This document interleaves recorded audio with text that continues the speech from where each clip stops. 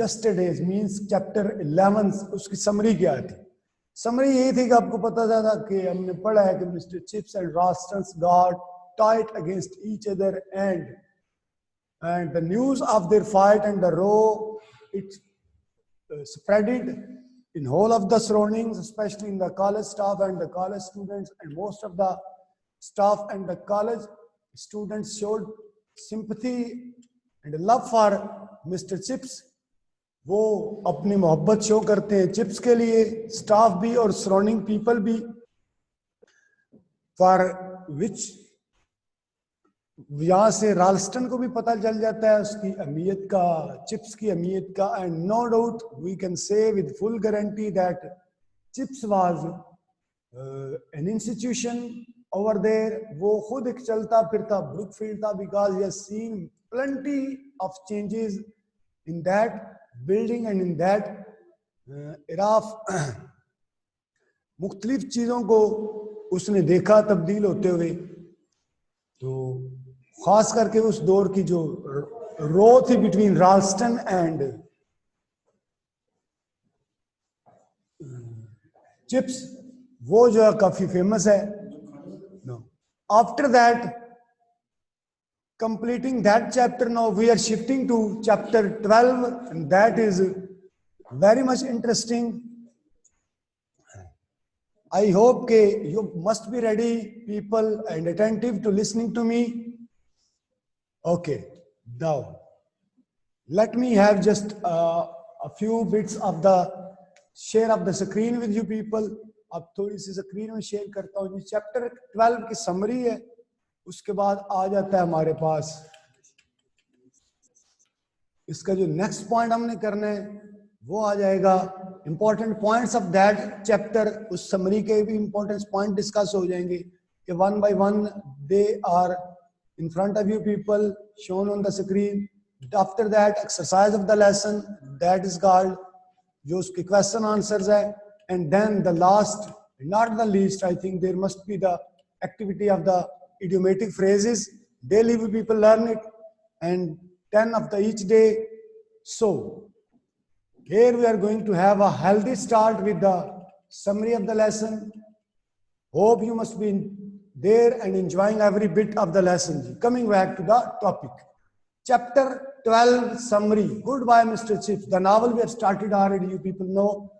जी कहते as it turned out, क्या बात हो रही थी yesterday I told you people के जो फाइट या रो जो चली थी राल्स्टन के और इसके दरमियान चिप्स के, नाउ इसकी कंक्लूजन हमारे पास आ रही है, रिजल्ट्स एंड आ रहे हैं, एंडिंग्स आ रही हैं हमारे पास. एंडिंग क्या मिल रही है हमें? Let me tell you first of all a few sentences in Urdu, उसके बाद we will just read out the summary and पता चल जाएगा आपको. नतीजा ये निकला कि मिस्टर चिप्स का जो एक स्टूडेंट था वो बोर्ड ऑफ डायरेक्टर्स में लगा हुआ था एजुकेशन के. तो उसने आकर ये डिसीजन लिया कि मिस्टर चिप्स को full sympathy with full protection हासिल है, वो मुकम्मल तौर पर he can teach, he can live in the institute means Brookfield till he likes to live. जब तक उसकी मर्जी है वो तब तक वो वहां पर रहे. Nobody can shift him, force him for resigns from the school. कोई बंदा उसको. So this was a big achievement of Mr. Chips, morally and socially we can see, and professionally as well. खास करके प्रोफेशनल उसकी achievement थी, social भी और अखलाकी तौर पे भी हमें नजर आ रहा था वो जीतता हुआ. जी तो Ralston had to go with his ideas, with his brilliance, with his intelligence to somewhere else to share his talent. उसे वहां से जाना पड़ गया राल्स्टन को, जो कि फोर्स कर रहा था मिस्टर चिप्स को. Here is the summary of the chapter 12. कहता है as it turned out Mr. Chips stayed at Brookfield and Ralston resigned to better himself at a more prestigious school. कहता है कि नतीजा ये निकला गुफ्तो नशीद का, उस बहस मुबाहिसे का, उस रो का, अ लिटिल फाइट का, स्कर्मिशेस भी कहते हैं इसको, घर में जो छोटी मोटी झगड़े होते हैं उसको कहते हैं। उन इश्यू का ये नतीजा निकलता है that mister Chips was fully allowed to stay in the Brookfield, whereas on the contrary we see Mr. Ralston has to go.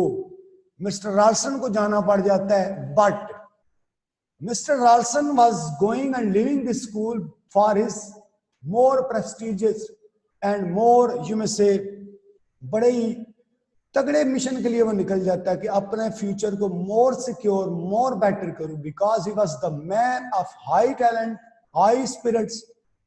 तो वो वहां से छोड़ के खुद ब खुद रिजाइन करके चला जाता है, because he thought that the way he's staying there in this way he's just spoiling his career and professional careers as well. अपने आप को वो जाया कर रहा है, खास करके अपने प्रोफेशंस को, तो वो से वहां से निकलना पड़ता है, खुद छोड़ जाते हैं।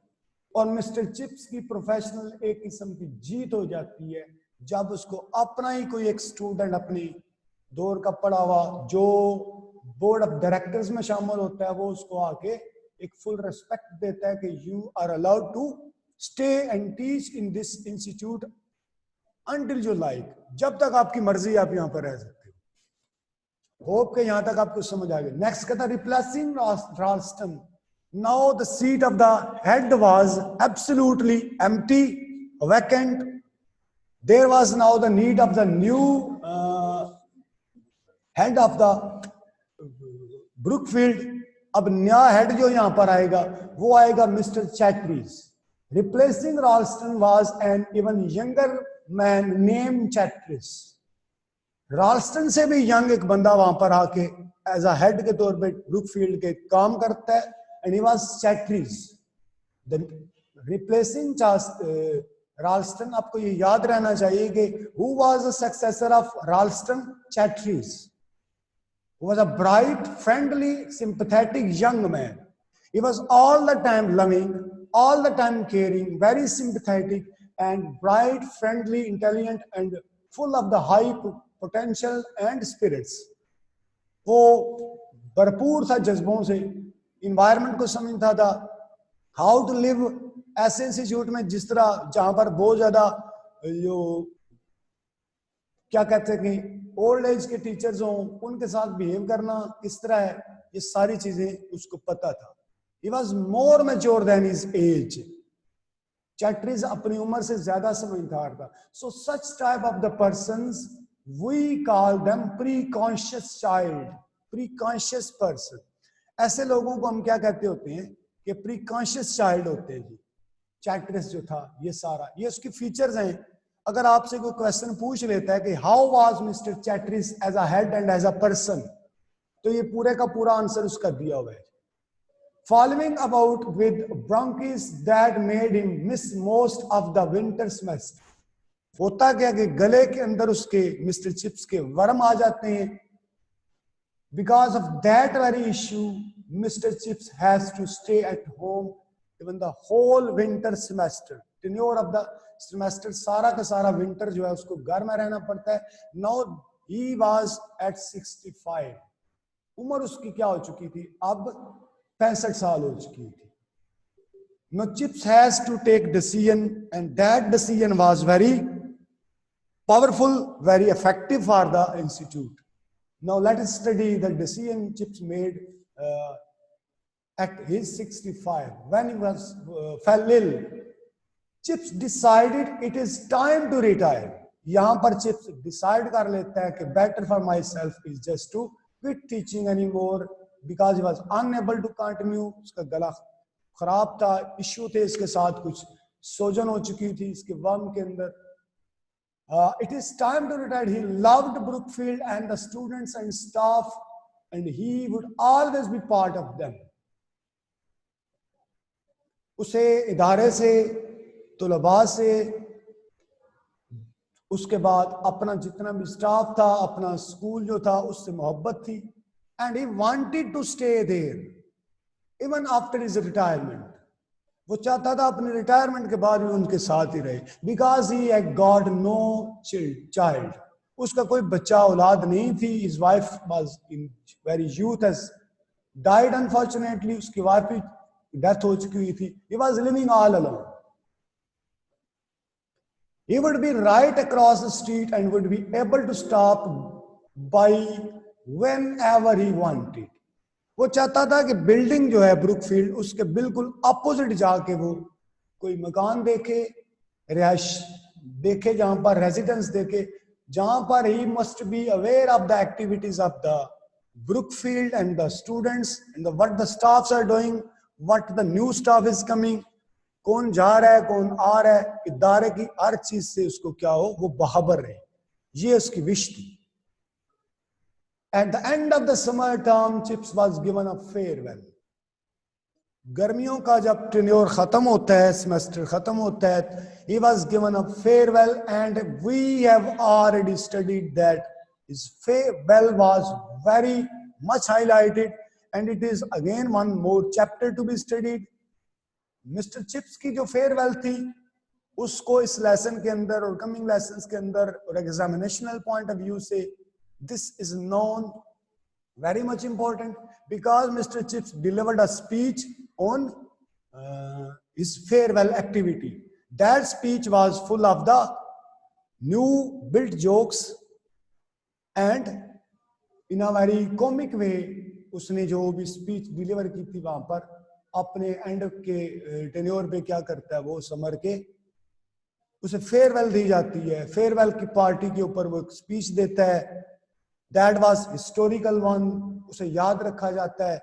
और everybody was enjoying that speech because he was by nature, by temperament a humorous kind of the character in the novel and as a person as well. So he spoke before those assembled in a short speech that was full of jokes and sign of continuity. That means कि ये भी बात हमारी जारी है.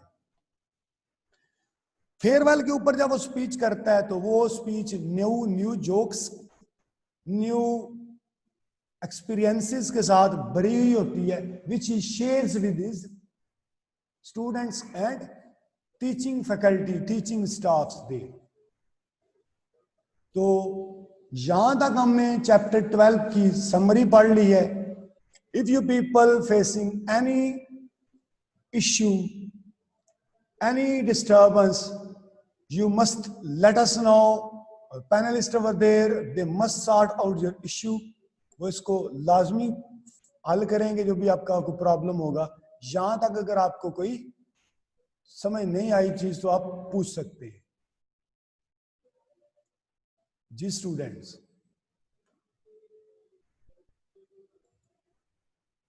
should we continue?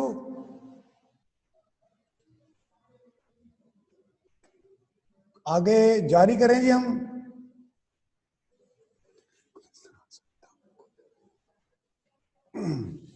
Ji ji. Your yes means that you are listening every word, every bit of the sentence available and given to you people in this lesson and lecture. जी, यहां तक जी हमने जो समरी पढ़ी है इसकी आपको बिल्कुल पता होगा और पता चल गई होगी कि क्या समरी थी.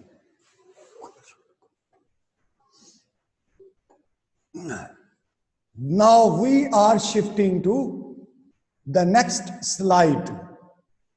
अब अगर let me tell you one thing more.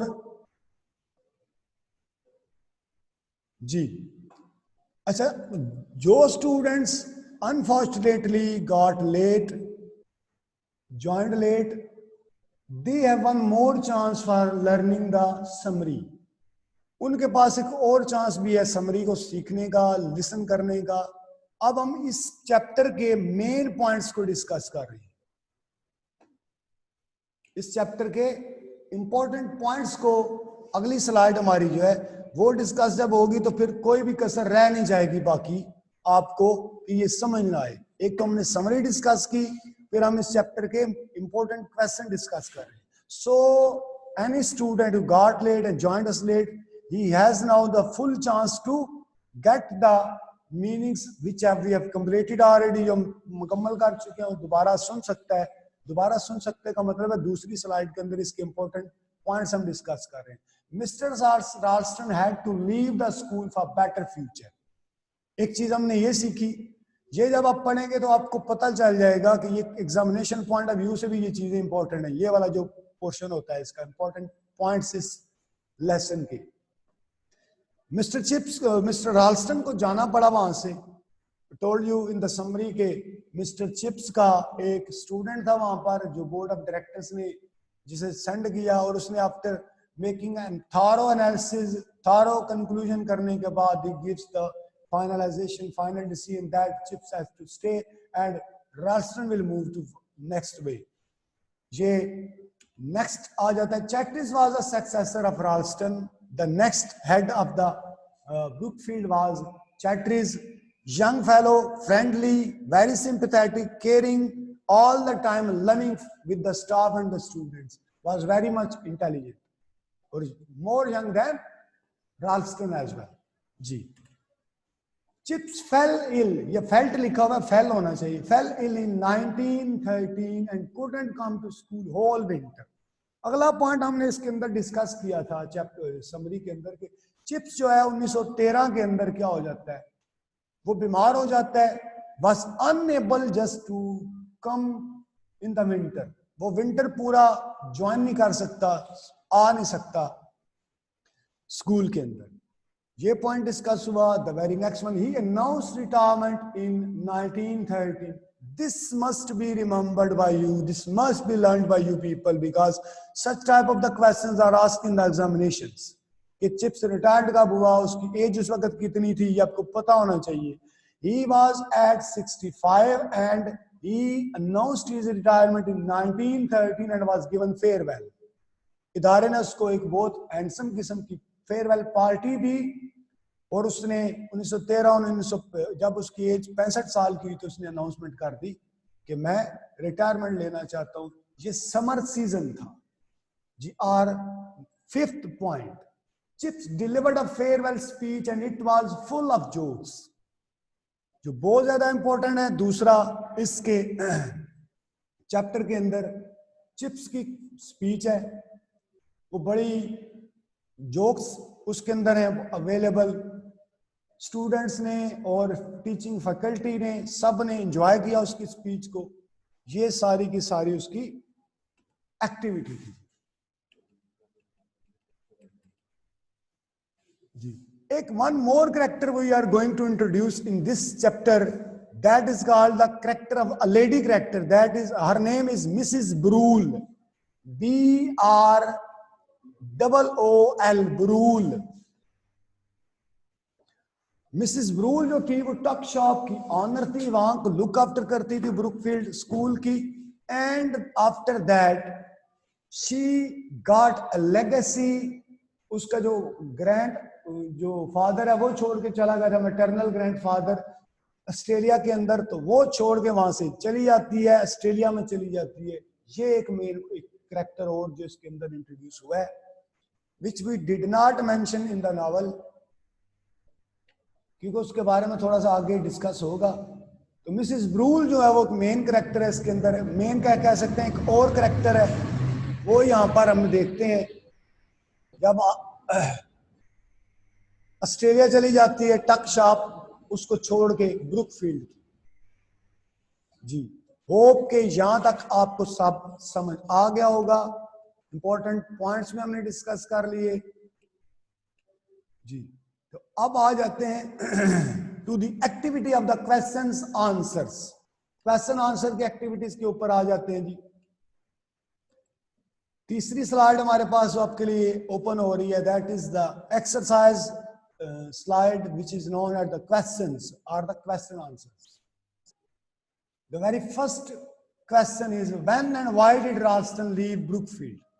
What was the reason because of which Ralston had to leave the Brookfield? उसको क्यों छोड़ना पड़ जाता है वो इदारा?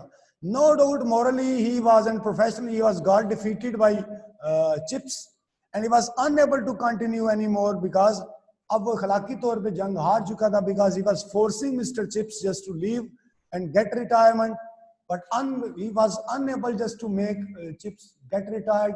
One of the directors of board came and he said and gave suggestion to Sir Ralston, better you just quit from here and go for some other and better school. That was the main reason for which Ralston just left the school and went away. यहाँ से वो निकल जाता है और chips को वहां पर वहीं पे स्टे करना पड़ता है. राल्स्टन वहां से मूव कर जाता है ब्रुकफील्ड छोड़ के for better and secure future. Next हमारे पास क्वेश्चन आ जाता है, who was mister Chatteris and what kind of man was he. वो कैसा था, चैटरिस कौन था और वो किस तरह का इंसान था. चैटरिस वाज सक्सेसर ऑफ राल्स्टन. इसका आंसर जो मैं बता रहा हूं, राल्स्टन का सक्सेसर था and the new head of Brookfield, younger than Ralston and very friendly, sympathetic, caring, and all the time very popular, very famous among the students and among the teaching faculty or teaching staff working in Brookfield. ये चैटरिस का introduction बनता है जी. पूछा जाता है ये question अक्सर. अब yesterday I've told you people के अब आपके पास कोई ऑप्शन नहीं रहा कि you can ask सर ये important है ये नहीं है. All the things which we are discussing here and teaching here is important. अगला आ जाता, how old was Chips when he retired? Chips got his retirement or announced his retirement in 1913 at the age of 65 because he thought that he is no more fit for continuing his teaching profession. 65 की as में उसकी हो जाती है, जाके retirement का ऐलान वो करता है. और फिर वो उस वक्त जो ईयर था, इट वाज 1913, 1930 का 13 का दौर था और उस वक्त उसकी उम्र 65 साल थी. ये आपको पता होनी चाहिए. What kind of speech did Chips deliver at farewell party? Farewell function के ऊपर, फेयरवेल पार्टी के ऊपर वो कौन सी स्पीच डिलीवर करता है? मेन पॉइंट्स में भी हमने पढ़ी है एंड समरी के अंदर भी पढ़ी है. We have studied that he delivered a very jokey and a very funny kind of the speech, full of jokes, full of entertainment, full of enthusiasm, emotions, passion के साथ वो स्पीच करता है डिलीवर. और वो फनी है, full of jokes है. Everybody who was participating and was in the party enjoyed it heartily. मुकम्मल तौर पर उसको क्या करता है, उसको enjoy करता है उस स्पीच को. Which were memories Chips wished to include in the book? अब लास्ट लेसन के 2-3 चैप्टर के अंदर एक ख्वाहिश थी. चिप्स हम देखते हैं, ये इन 2-3 चैप्टर्स में नहीं है जो मैंने आपको पढ़ाए हैं 2 दिनों से. ये पिछले चैप्टर्स में 10 से पीछे चिप्स की ख्वाहिश थी कि वो अपनी बुक लिखे, वे which must be full of the high memories and the memories of his teaching careers and profession and what he has been doing in that era, especially in the teaching career. जो वो कुछ करता रहे उसको वो mention करना चाह रहा था अपनी बुक को, अपनी मेमोरीज को. the way he spent with his wife that full year, the time he fell in love with his wife Katherine Bridges से जिस तरह उसको मोहब्बत हुई. उसके बाद उसने जो चेंजिंग कहते हैं सीजन देखे कहां पर ब्रुकफील्ड स्कूल में, वो देखना चाह रहा था, उसके बारे में वो लिखना चाह रहा था. यानी he was interested to share whole of the memories specially of his teaching career. Teaching career में जो अपने बिट्स जितने भी थे वो उनको शेयर करना चाह रहा था अपनी उस बुक में. ये उसकी ख्वाहिश रही है through. And he tried most of the time to write that book, but after writing a few lines and few sentences he was feeling rosy and numbness. वो क्या हो जाता, थोड़ा सा महसूस करता जैसे उसको नींद आ गई हो, तो वो सो जाता.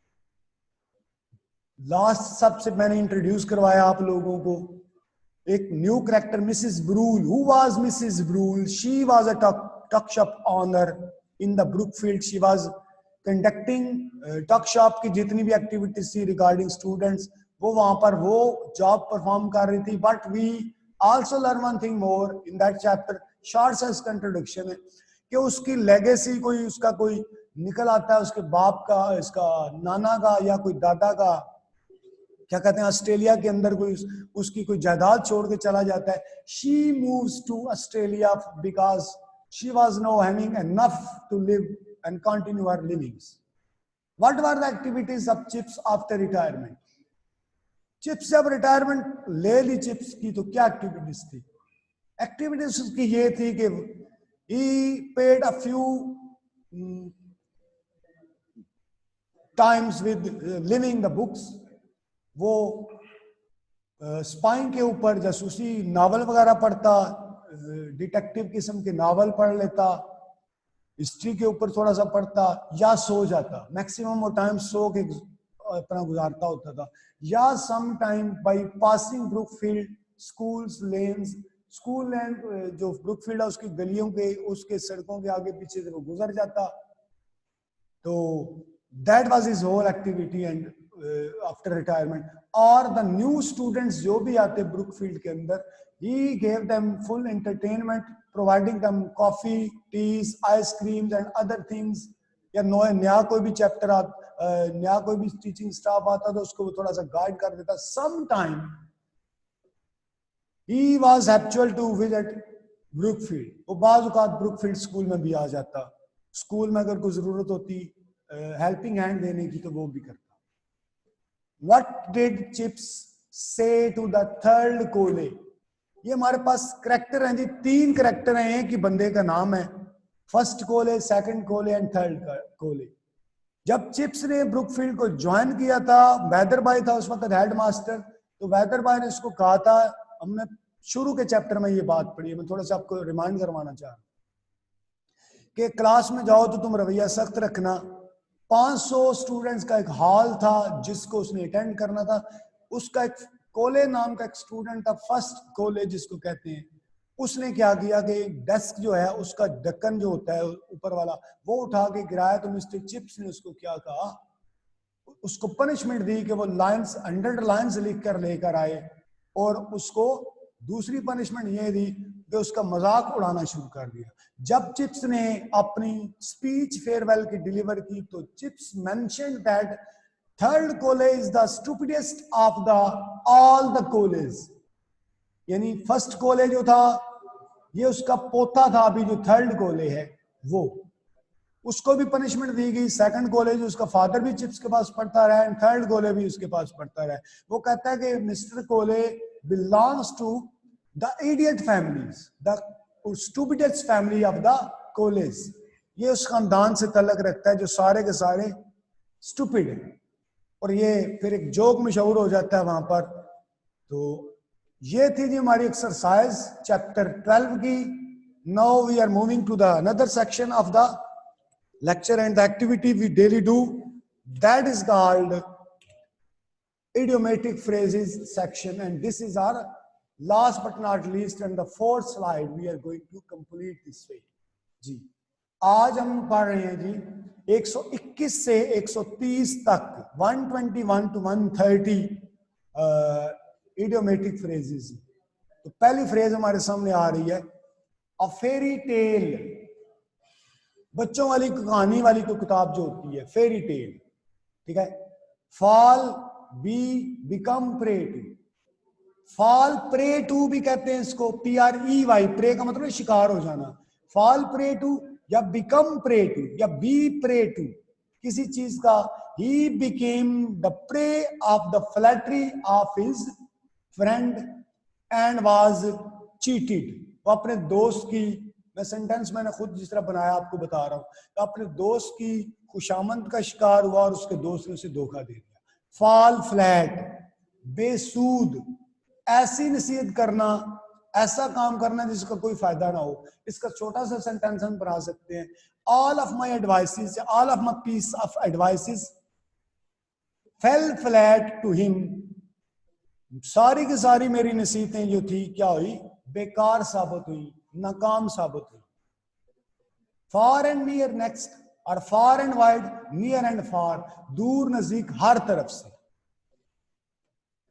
3 idiomatic phrases ये दी हुई है जी. be far forth, या long cry from, बिल्कुल मुख्तलिफ होना. we both are almost they are living together for many years, but they are be far from each other, both mentally and physically. जिस्मानी तौर पे और ज़हनी तौर पे वो दोनों एक दूसरे से बहुत दूर हैं, गर्चे वो इकट्ठे भी रह रहे हैं जी. आगे आ जाते हैं जी हम, हमारी नेक्स्ट आ जाता है अ फीदर इन वंस कैप, बस तस्कीन कारनामा, ऐसा कारनामा जिससे कोई बंदा फख्र महसूस करता हो. ठीक है. This medal is again a feather in his cap, ये मेडल जो उसने जीता है ये उसके लिए एक और तगमा सज गया उसके कैप के ऊपर या उसकी ताज के ऊपर. फीदर वंस नेस्ट, यानी अपना घर भरना. इसका दूसरा हम ये करते होते हैं sharpening one's, grinding one's own axe, अपना उल्लू निकालना, अपना मकसद पूरा करना. बी फेड अप विद, अगला है जी बी फेड अप विद, किसी से उकता जाना. I am just fed up with you, please go away. या कहते हैं ना I am fed up with playing cricket, I want to study now, मैं तंग आ चुका हूं खेल खेल के, अब मैं पढ़ना चाहता हूं. ठीक है. few and far between, Shazo नाज़र, he visits to my house, few and far between, वो कभी कभार मेरे घर में आता है. he visits to my house, या he visits to me, few and far between, कभी कभार आता है. कहता ये fight with one's back and to the wall, flight नहीं है, fight with बेजिगरी से लड़ना, इसको कहता है बहादुरी से लड़ना. once the Muslim were in the habits to fight with their backs to the wall. ठीक है. मुसलमान कभी बेजिगरी से लड़ते होते थे मैदान जंग में, या इसका आप भी खुद कुछ भी बना सकते हैं. तो here we have completed our task today. Hope you have learned